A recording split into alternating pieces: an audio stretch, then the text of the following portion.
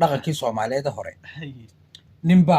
u yimid aabihii hay wuxuu ku aab waxaan doonayaa inaan gabadhayda furo waan gar ama waxaas aan qabo inaan furaan doonaya hay wuxuu ku yidhi maxay tahay sababtaad ku furaysa waan gar wuxuu yidhi 3 sababood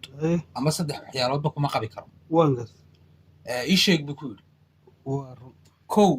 way cirweyntii buu yidhi hay laba way been badantay laba been adayg weliba indha adayg bay ku darsatay buu yidhi beenta waan gar 3 waa mudayacad oo madayaxda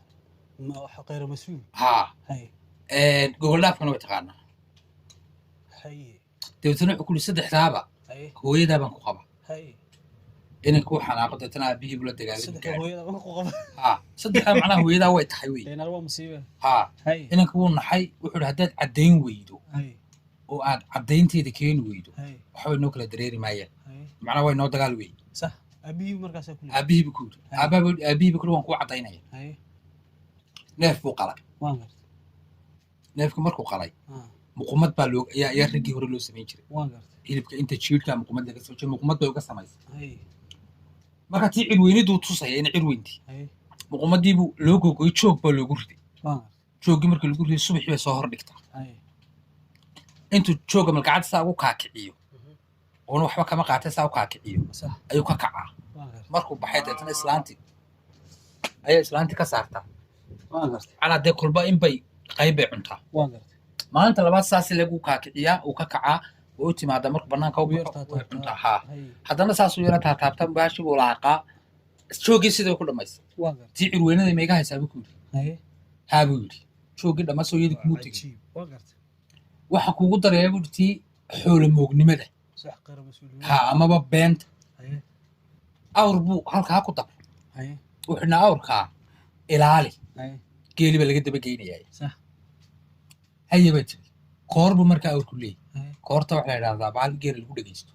oo geed laga qoro صح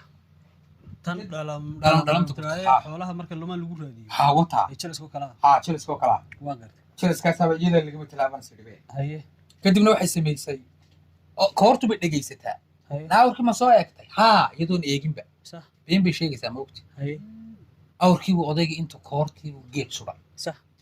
awrkiina uu sii daayay koortii baa dhalam leen koortiiba dabaysha lushoo dhalamle way dhegeysanaa awrkii ma soo eegtay haa osagoo aan joogin buu ku yidhi صح indhaadayga ku tursto saytid imakadan wuu taagnaa hadda 2 saacadood ka hor saako awrka sii daayay tii labaadna meega haysaa buu yidhi haye tii gogol dhaafkaa u dhiman haye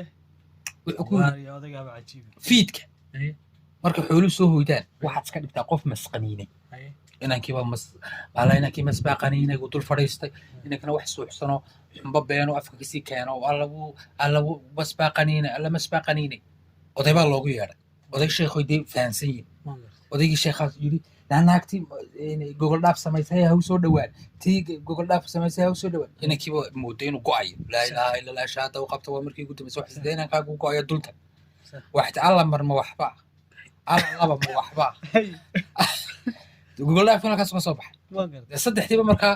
iska qabuuli saddexdii waa nigaa ku tusay hooyadaa baan ku qabaaye Aye. gabadhaada qabuuli faariya waa sheega cilmiyeysan Mhm. haye Markaas- inankii marka inantii mu furmayso Ma sidii ku qabay. kuwaana qaata haa wuu ugu qanciyey صح sidii ku dabeetana inanka reerkiisii ku daysto un reerkii ku burbur waayo berigii hore